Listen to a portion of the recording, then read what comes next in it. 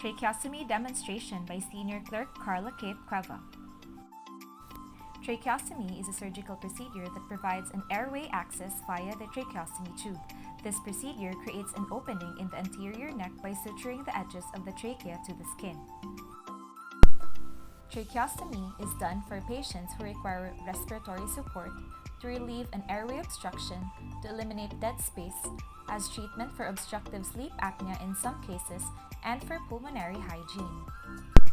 It is important to note for the layers traversed as we go on with tracheostomy. These are the skin, the subcutaneous tissue, the platysma in some cases, the deep cervical fascia, the sternohyoid and sternothyroid muscles, also known as the strap muscles, the pretracheal fascia, the thyroid gland in some cases, and the tracheal rings. Also note for the recurrent laryngeal nerve, the anterior jugular vein, and the inferior thyroid vein.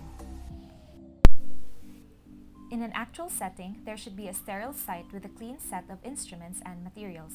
For the sake of this video demonstration, I have used the following innovative materials for tracheostomy. This includes the neck dummy, a set of gloves, drapes, suction, a cautery device, a cutting set, retractors, a syringe with local anesthesia, suture, gauze pads, and the tracheostomy tube. Before starting the procedure, position the patient in supine with pillows in the shoulder to extend the neck and properly expose the cervical trachea. Surface anatomy is important to mark the incision site. Identify the thyroid cartilage, the cricoid cartilage, and the sternal notch. Mark the incision site, which should be 2 finger breadths above the sternal notch and 1 finger breadth below the cricoid cartilage. Clean and sterilize the area and properly drape the patient. Inject local anesthesia on the site before performing any incision.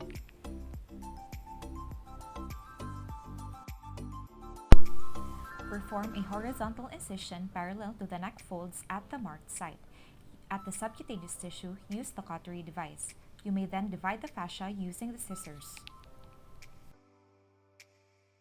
Note that you should always palpate for the structure so that you will be on the right track.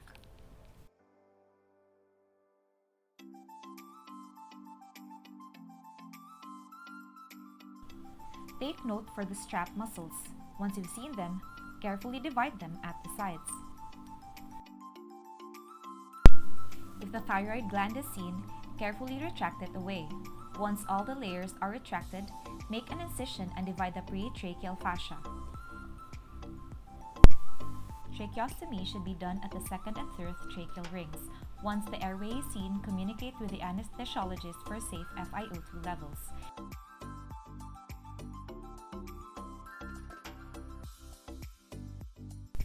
Make an inferiorly based tracheal flap, also known as the Bjork flap. Suture it inferiorly to the skin below. If there is blood obscuring the proper vision of these areas, suction it away.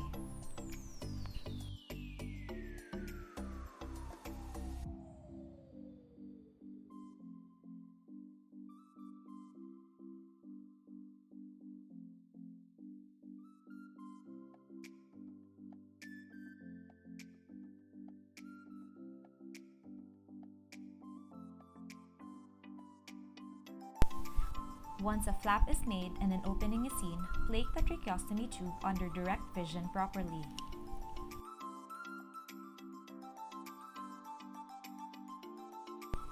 After the tracheostomy tube is advanced, inflate the cuff, remove the obturator, and then place the cannula and connect it to the ventilator circuit.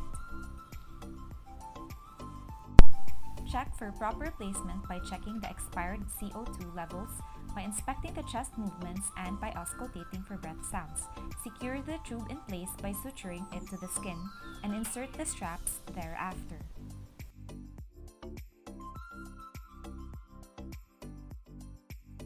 The procedure has immediate, early, and late complications. For the immediate, it may include failure, hemorrhage, damage to tracheal structures, air embolus, and aspiration.